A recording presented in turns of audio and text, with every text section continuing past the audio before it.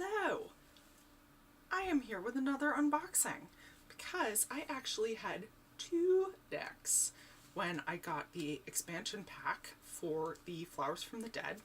I also ordered the American Obscura Tarot by the same artist. So, it comes in a similar bag and it comes with this little booklet. And there is introduction, spreads, major arcana, kings, queens, knights, pages, minor, and a bio. And there is a brief introduction by Danny Dodge.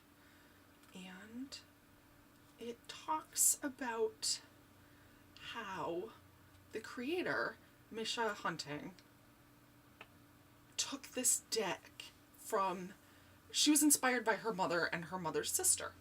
So this deck is really inspired by her experience tarot reading that she learned from her mother, and then she created the American Obscura Tarot. So we have a couple little reading options.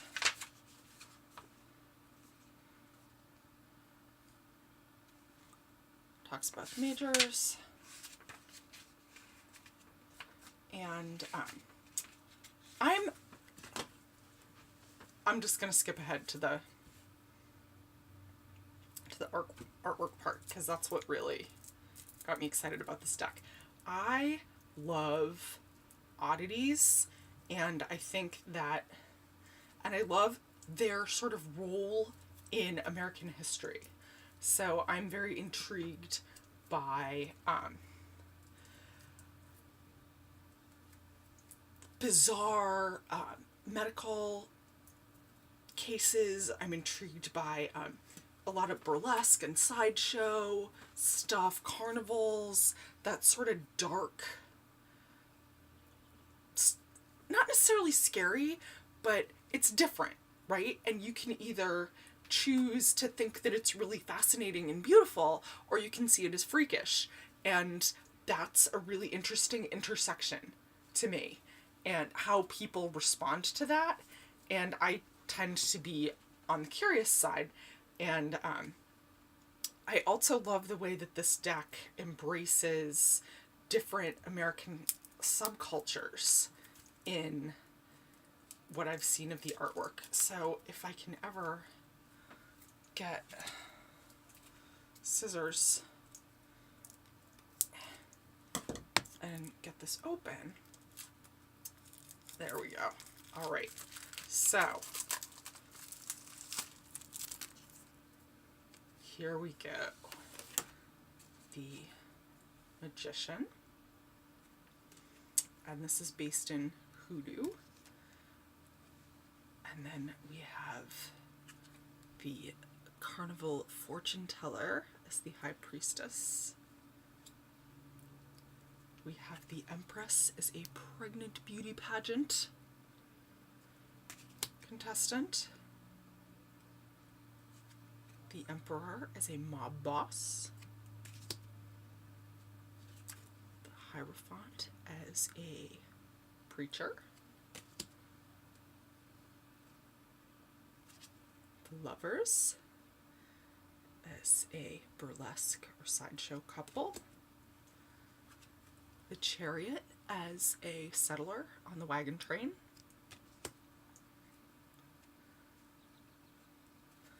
Justice is manning the electric chair. The Hermit, possibly Howard Hughes. I'll have to double check on that. The Fortune Wheel from a sideshow for the Wheel of Fortune. Strength. The Hanged Man. Death. Your friendly neighborhood bartender. It's Temperance. Triangle Shirtwaist Factory Fire as the devil. Corporate Greed. The Tower, Hollywood. The Star. The Moon. The Sun. Judgment. The World. And then the Fool, which she put at the end. And then we have the King of Coins running a prop shop and antique store. The Queen of Coins. Knight of Coins.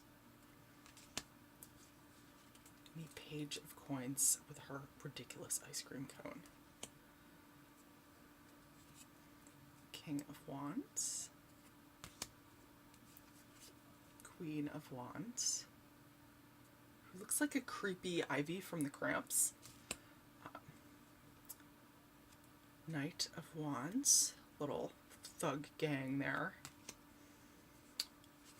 Page of Wands. We have the King of Swords. The Queen of Swords. The Knight of Swords. And Page of Swords. And finally, King of Cups. Queen of Cups. Knight of Cups. And Page of Cups. So now that I went through the artwork, now I can go back to the book. So, she really goes through and tells the story behind each of the different cards. So, for example, in Strength, which was one of the cards that I wasn't familiar with, let me find that. That was the gal with the snake. I was kind of like, so where's the lion, right? So, Strength. She's got the snake. So the story behind this is, during the turn of the century up to the Great Depression in the 1930s, Barnum Circus continually wowed audiences with daring new performances and displays in their New York City museum. One of these acts was the Snake Charmer, an erotic dance with a snake, usually performed by a woman. The woman braves a dangerous serpent and tames the beast through a gentle and sensual dance. Control and discipline is emphasized. Neither the snake nor the woman use brute force to achieve the spectacle. Being strong and being pushy are completely different things. This card is all about the strength of our primal instincts being harnessed with patience and self-control. The beast within and higher self are working together to maintain inner strength. Then she goes on to get more into the interpretation in the card. But I'm just really loving her description of these little slices of Americana and history in that sort of seedy underbelly of what's going on. So, really excited about this. I'm fascinated by, I don't necessarily want to say the morbid, but okay, I'll say the morbid. I'm fascinated by disasters. I'm fascinated by serial killers and the convergence of events and circumstances that happens to make those events transpire. And this deck is just really a perfect fit with that interest of mine. So very, very excited about these, and I'm really looking forward to reading the book. I like that it's not just majors, that she did the court cards as well. That's fun and a little bit different to me because I do like having the presence of the different suits. And I like that the borders for the majors are just a little bit different from card to card.